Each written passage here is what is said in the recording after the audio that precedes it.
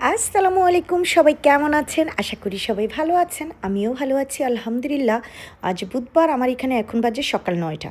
সকাল সকাল ঘুম ভেঙে গেছে সবাই, মানে আমি তো উঠে রান্নাবান্না শুরু করে দিলাম, কাজ শুরু করে দিলাম। স্নেহাও চলে যাবে, আয়াত উঠে গেছে মসজিদে যাবে, ওদের নাস্তা দিয়ে দিলাম। সকালে নাস্তার জন্য করেছি আমি এখানে ফুলকপি সবজি আর বাঁধাকপি একসাথে মিক্সড করে সবজিটা রান্না করেছি।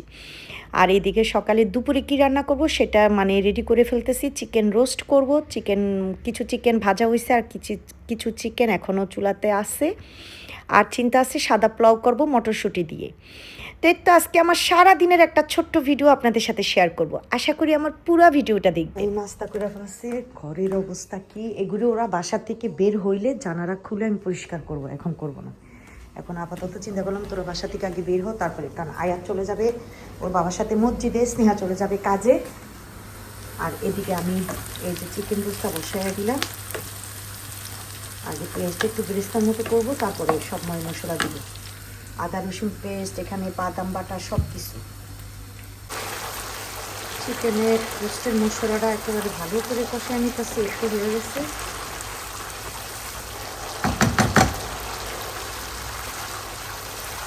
আমার ছেলে মেয়ে চিকেন রোস্টের মানে চিকেন রোস্টটা দিয়ে না ওরা পরোটাও খেতে খুব পছন্দ করে। এইদিকে এই যে চিকেন রোস্টটা বসায় দিলাম, হয়ে যাইতেছে, চিকেনটা দিয়ে দিছি। আর এদিকে ওর বাবার জন্য পরোটা করতেছি। আমার একজনের পর একজন আছে, মাত্র ওর বা স্নেহার আয়াত করলো, তখন বলছে আমি খাবো না। এখন ঘুম থেকে উঠে ফ্রেশ হয়ে বলতেছে আমারটাও দিয়ে দাও। এইদিকে স্নেহার আব্বুর নাস্তা দিয়ে দিলাম, আসো। এই যে সবজিটা করছিলাম, ফুলকপি সবজি আর বাঁধাকপি একসাথে করছিলাম। আর এই ওর বাপের গরম পানিটা কেড়ে খায় ফেললো, দেখছিস? আর এদিকে এই যে রোস্টটা একেবারে হয়ে গেছে আলহামদুলিল্লাহ, সাথে ডিম দিয়ে দিছি। আমার কাছে লিকুইড দুধ ছিল না, গুঁড়া দুধটা ছিল, এটা উপর দিয়ে দিলাম, বাস হয়ে গেছে। আমি একটু ঝোল রাখছি হালকা, কারণ আমার ছেলে আর মেয়ে ভীষণ পছন্দ করে পরোটা দিয়ে। দেখা গেছে রাত্রে এসেই বলবে একটু পরোটা করো আর সাথে একটু ঝোল দাও আম্মু, ছেলেটা বেশি ঝোল দাও আম্মু রোস্টের সাথে। এই যে সব চলে যাইতেছে। আয়াতটে নিয়ে আয়াতের বাবা বের হয়ে গেছে নাস্তা করে তাড়াহুড়া করে। আমি আজকে এখানে শুটকির ভর্তা করে নিব বিকালে, আমাদের মানে সন্ধ্যার পরে যেখানে আমরা খাবো না। আর গৃহবী বাসায় আজকে প্ল্যান করছি গতকালকে গিয়েই, তো চিন্তা করলাম ভাবি মনে হয় খিচুড়ি গরুর মাংস এগুলি রান্না করবে, আমি চিন্তা করলাম একটু শুটকির ভর্তা করে নিয়ে যাই, তাহলে খিচুড়ির সাথে শুটকি ভর্তা অনেক ভালো লাগে। তো মরিচটা আগে বেটে নিব, তারপরে রসুনটা, তারপর শুটকিটা টালতে হবে আগে। এই যে শুটকির ভর্তা হয়ে গেছে, বক্সে নিয়ে নিলাম একেবারে। বাটা আর ভিডিও করতে পারি নাই, বাসায় কেউ নেই যে বলবো একটু ভিডিও করে দে, আমি একটু পারি না, সেটা পারি নাই, সব চলে গেছে। এই যে হয়ে গেল শুটকির ভর্তা।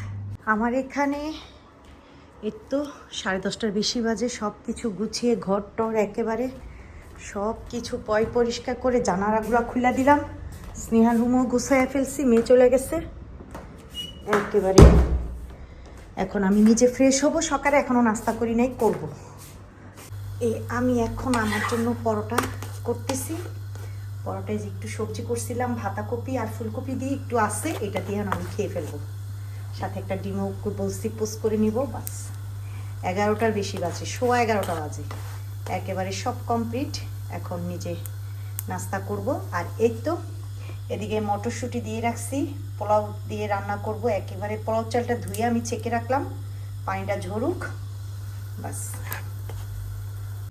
এই তো আমার এখানে 11:30 বাজে, আমি তো নাস্তা টাস্তা করে বসে বসে একটু টিভি দেখতেছি, একেবারে কম্বলের নিচে ঠান্ডা। ওফ, চা করি নাই এখনো, কেন জানি মানে আর ভাল লাগে না যে একটু এই ঠান্ডা দিয়ে এখন পাকের ঘরে দাঁড়ায় থাকে, কিন্তু চা করে নিয়ে বসলে একটু ভালো হইতো। দেখি চা করি। আমার এখানে 12:30 বাজে, বললাম না 12:30টায় বসাবো পোলাওটা, এই যে বসাইয়া দিলাম। ছেলেকে মসজিদ থেকে নিয়ে নামাজ পড়ে তারপরে বাবার ছেলে আসবে, তো চিন্তা করলাম এখন বসাইয়া দিই। এই যে ভালো করে ভাজলাম, এখন পানি দিয়ে এইদিকে পোলাওটা এই যে এবারে একেবারে দমে বসায় দিলাম, একটা ফ্রাই বোন দিয়ে গ্যাসটা একেবারে লো করে দিব, বাস। এখন হবে চিনি কুড়ার পোলাও চাল, তো পুরা বাসা পোলাওর গ্রানে, মানে কি বলবো, এত সুন্দর একটা স্মেল আসছে। এই চালটা পাওয়া যায় না, পাওয়া গেলেও অনেক দাম। আমাদের এখানে 1 কেজির প্যাকেটটা এখানে কত 5.5 না জানি 6 ইউরো দিয়া কিনতে হয়। তো এই তো আমার এখানে এখন বাজে দুপুর 1:30টার বেশি বাজে। আয়াত আর আয়াতের বাবা চলে আসছে, ওনাদের খাবার দিয়ে দিলাম। আয়াতকে আজকে নিজের হাতে দিয়েছি যে তোমার হাতে তুমি খাও, ওকে এখন নিজের হাতে দিয়েই করতেছি। আর ওর বাবা আবার আসার সময় কোকো নিয়ে আসছে। আমার এখানে এখন বাজে 5:30। মা ছেড়ে রওনা দিয়ে দিলাম। এতক্ষণ বাসায় ছিলাম, রেস্টে নিলাম। এখন চিন্তা করলাম আস্তে আস্তে রওনা দিয়ে আমাদের এখান থেকে দূরে আবার যদি বাস না পাই তো এই তো শপেই থাকবো, সমস্যা নেই, ভাবিরা তো আসবেই সবাই। তো এই তো রওনা দিয়ে দিলাম। আমার মেয়েও আজকে কাজের থেকে চলে যাবে একবারই সেন্টারে। নয়া চলে আসছে, চলো চলো। আমরা তো চলে আসছি শপে। তো আসলাম, আসার পরে চিন্তা করলাম বাস যদি না পাইলাম, স্নেহাও চলে আসতেছে। স্নেহা চলে আসতেছে, অ্যালনস বন্ধ হয়ে যাচ্ছে 6টার দিকেই। তো বলে যে মা আমিও চলে আসতেছে, আমি কিছু চলে আসো শপে। মা আসছি, দেখি মাত্র তো কয়টা বাজে, জামাইরে বলবো কিছু খাওয়াইতে। আমার এখানে এখন বাজে 6:30। আমার জামাই বললো যে কিছু খাইবা নি, তো বললাম কাবাব পিজা। কারণ এই যে আমার জামাই আমার ছেলের জন্য কাবাব পিজা।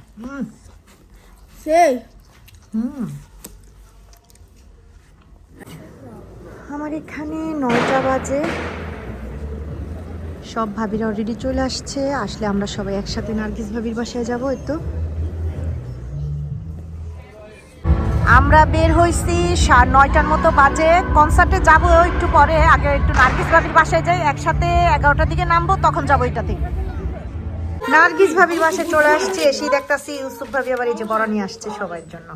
অলরেডি সবাই নিয়ে গেছে, আমি রাষ্ট্রী খাইতাছি। নার্গিস ভাবির বাসায় চলে আসছি। ভাবির এই যে বিরিয়ানি, হাই রে এক ডেক দুনিয়ার রান্না করছি। হ্যাঁ হ্যাঁ আনতেছি। আচ্ছা আচ্ছা, এটা আয়াতের জন্য নিলাম, আয়াতকে খাওয়াই নেই, সবাইরে দিতেছে। ভাবির বাসায় খাওয়া দাওয়া শেষ করে ফানটা নিলাম। ওই যে আয়াতে করতেছে কি নিচে বসে, নিয়ে আয় নিয়ে আয়, ওরে নিয়ে আয়, ওরে দিকে দিয়ে দে। ইজান সা করতেছে কি ওরা, কি কি বাবা কি ইজান, আরে না নয় ওর মার কাছে যাবে রে। খাওয়া দাওয়া শেষ করে দেখলাম আসি আর আম্মু আবার মিষ্টি নিয়ে আসছে। মিষ্টি খাই, হ্যাঁ পুরো একটা খাবো না, একটু অর্ধেক খাই, দেখা খেতে ইচ্ছে। তো নার্গিস ভাবির বাসায় খাওয়া দাওয়া করে ভাবি তো বিরিয়ানি রান্না করছে, অনেক মজা হয়েছে আলহামদুলিল্লাহ। আমার কাছে আচারটা দিয়ে বেশি ভালো লেগেছে। তো খাওয়া দাওয়া করে সব ভাবিরা মিলে এখন কনসার্টে চলে আসছি।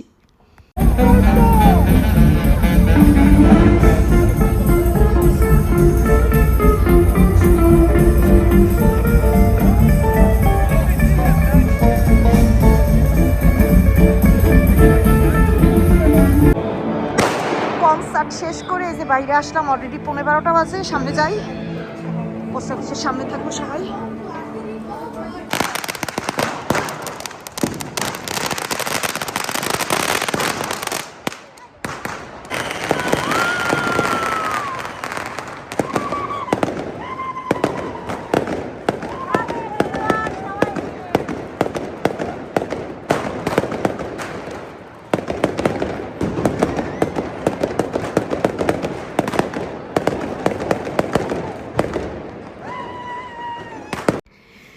তো আমরা কিন্তু বের হয়ে গেছি, কারণ 12:15 বাজে আমরা বাসায় যাব। হেঁটে হেঁটে যেতে হবে। কি পরিমাণ আওয়াজ হচ্ছে যেটা বলার বাইরে। আর বাপ আর ছেলে কিন্তু গম ফুটাতে ফুটাতে যাবে পুরা রাস্তা।